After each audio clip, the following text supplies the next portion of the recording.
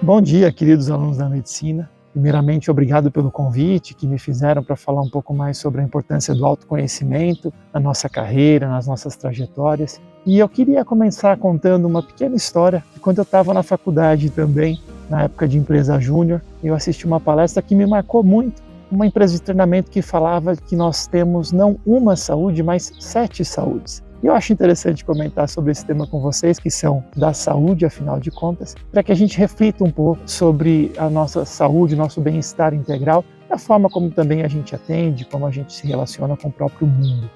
Então, começando, as 7 saúdes é uma forma de você estudar e obter o autoconhecimento da sua própria vida, avaliando a cada momento como está a sua saúde. São 7, portanto, começando aqui pela primeira, que é, obviamente, a saúde física. Não estou aqui para rezar a missa para o padre, obviamente, vocês são grandes conhecedores desse assunto, mas cabe enfatizar que vocês mesmos não devem esquecer da saúde física de vocês. Nós nascemos com uma vitalidade, uma quantidade de energia que nos é dada logo no nascimento e, obviamente, temos que cuidar desses aspectos e manter essa vitalidade com boa alimentação, com exercícios e tudo mais que vocês conhecem. Então, essa é a primeira das 7. A segunda saúde é a saúde profissional. Nesta, a gente deve buscar o alinhamento entre profissão e propósito de vida. Então, lembrem do conceito ESG, que está tão em moda hoje em dia, né? O E de ambiente, ou seja, de meio ambiente, obviamente a gente não vai estragar, denegrir, poluir o meio ambiente, devemos ter atitude consciente. Mas é no S e no G que a gente deve se focar, não só na grande empresa, mas na pequena e principalmente no mundo individual, no nosso dia a dia individual. O S de social ou de social é onde a gente deve ter o alinhamento entre nossa profissão e um propósito. No caso de vocês, obviamente, isso é muito fácil. Dosar corretamente a exploração da profissão de uma maneira, sim, profissional, que gera recursos, que gera dinheiro, mas também uma função e com objetivos sociais de propósito, que validem e deem a vocês o gosto de executar a profissão de uma maneira íntegra, de uma maneira plena, com propósito. Então, lembre-se de alinhar esse social com a profissão. E, finalmente, nessa saúde profissional, também o G de governança, ou seja, organizem a vida de vocês, não para que vocês padeçam ou fiquem até doentes de tanto trabalhar, mas sim buscando o equilíbrio, profissionalizando o que é possível, buscando ajuda, tendo secretárias, tendo assistentes, tendo pessoas que cuidem da empresa como um todo, que vocês eventualmente montem. Isso tudo nos dá, desde o início, uma capacidade de governança, ou seja, não sermos nós os super-heróis que vão padecer diante das coisas que têm que ser resolvidas no dia a dia. Então, buscar esse equilíbrio e organizar a vida para que vocês não tenham que padecer, não tenham que sofrer muito com sobrecargas e exageros na quantidade de horas trabalhadas por dia. A terceira saúde é a saúde econômica. É nela onde a gente deve buscar não cair no círculo vicioso de sempre buscar mais prestígio e mais dinheiro. Obviamente, a gente deve ter o nosso número, um valor com o qual a gente acumulando, a gente possa ter uma vida de aposentados ou de propósito, de maneira plena e de acordo com o que a gente objetiva. Mas uma vez tendo este valor, nós devemos nos ater a ele, ou seja, tê-lo como suficiente e parar com uma busca incessante de sempre mais prestígio, sempre mais dinheiro. Então, com isso, a gente tem uma vida mais equilibrada e com mais propósito.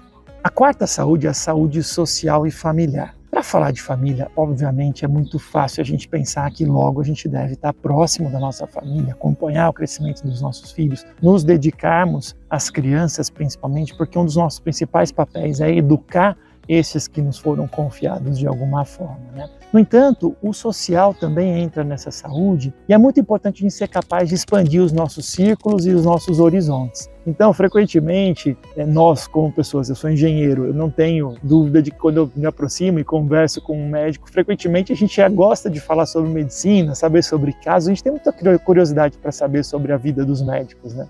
No entanto, frequentemente com isso, o médico acaba só falando sobre medicina o tempo todo, nos amigos, no bar, onde eu estiver, vai estar sempre falando sobre medicina. Isso não é tão legal, porque acaba fechando muito o nosso horizonte de vida. Então a gente deve falar sobre temas efetivamente diferentes, fazer perguntas para as outras pessoas, se interessarmos por outros segmentos, por outras áreas de atuação, por trabalhos de maneira geral, por empreendedorismo, por trabalhos sociais. Então isso tudo é importante, expandir esses horizontes para a gente ter realmente uma saúde social e familiar.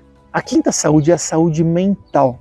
É nela onde a gente deve controlar a nossa mente. Aprender a meditar é uma ótima, por exemplo. a gente deve ser capaz de pelo menos não se perder entre o passado e o futuro, ou seja, não ficar remoendo coisas do passado, pensando, se arrependendo, repensando, e também não viver a ansiedade do futuro.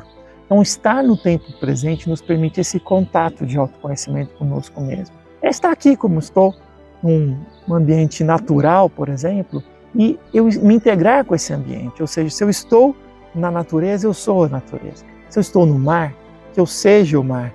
Então, não me preocupar com o que estava lá atrás ou o que estará lá à frente, e sim estar no momento presente. Isso nos ajuda a controlar a mente. Aprendam a meditar, isso é muito importante para que vocês mesmos possam ser os orientadores da própria vida, da própria trajetória.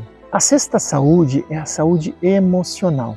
Vejam vocês, aqui a gente deve buscar o equilíbrio de emoções, sem sermos extremamente exagerados nem nas emoções negativas, nem nas emoções positivas. Não quero dizer que tenhamos que ser mornos, mas a gente não deve se exagerar quando estivermos muito alegres, nem se exagerar quando estivermos deprimidos ou um pouco tristes. Então vejam aqui que nós temos a chance, inclusive, de observar o nosso próprio corpo. Vejam quão rico, quão complexo, quão perfeito é o corpo, quão complexa, quão rica é a vida, para a gente ficar se lamentando. E vejam também quão passageiro é a nossa saúde, o nosso corpo, como a gente perece para a gente ficar se preocupando com o futuro. O que nós devemos estar, de fato, é no presente. Então, devemos ter a humildade de reconhecer que não somos super-homens, que somos perecíveis, que somos passageiros nessa vida. E ao mesmo tempo não ficarmos nos lamentando, porque a vida é tão rica para lamentações e para ficar se remoendo sobre o passado. Com isso, a busca aqui é o controle emocional. É que sejamos, sem ser mornos, sejamos controlados e tenhamos consciência de que as dificuldades virão e que isso não é o fim, e que também as felicidades virão, e também a gente não é nenhum super-homem para se achar ou se convencer de uma superpotência. Nós devemos ser humildes frente à vida, frente às condições, e entender que tudo isso tem um motivo para acontecer, e entender esse motivo é um bom convite à meditação e à reflexão. E chegamos, por último, à sétima saúde, que é a saúde espiritual. Eu diria que essa é a mais importante de todas. Nós temos que compreender aspectos importantes da metafísica, das dimensões da natureza, expandir o nosso conhecimento além do que é tridimensional. A própria física se reinventa toda hora, muda da física newtoniana para a relatividade e agora para a física quântica. E nós temos também que revisar os nossos conceitos o tempo todo. É certo que a vida não se compreende imediatamente e a gente deve cada vez mais se aprofundar. E a própria física nos dá essa consciência de que a vida e a constituição, essa realidade que a gente vive, é muito mais expandido do que a gente mesmo imagina. Por isso, para buscarmos o autoconhecimento e para buscarmos propósito para a nossa vida, nós temos que expandir a nossa compreensão do que é a própria vida e de qual é o nosso propósito nessa vida. Então não deixem de buscar a vida espiritual, buscar algo que complete e dê propósito, porque temos que ser humildes quanto à existência, quanto ao quem nos colocou aqui, por que eu existo, para onde eu vou. Temos que ser não soberbos, mas humildes para tentarmos pelo menos buscar essas respostas. E a vida espiritual nos ajuda neste caminho, nessa investigação que temos que ter, temos que ser cientistas realmente nessa busca constante em nossa vida. Então se serve como referência, busquem, por exemplo, a palavra gnosis no Google para buscar informações sobre os 7 corpos, sobre o desdobramento astral, sobre a nossa capacidade de investigação da própria natureza e principalmente esses conceitos de autoconhecimento, que é o significado da palavra gnosis. É uma referência que eu posso dar aqui para vocês com bastante material gratuito para que vocês se aprofundem. Muito obrigado pelo convite que me fizeram e desejo a vocês muito sucesso, muita saúde e que encontrem o que estão buscando interiormente nessa trilha que temos através dos anos e da vida em busca desse autoconhecimento. Um abraço, pessoal.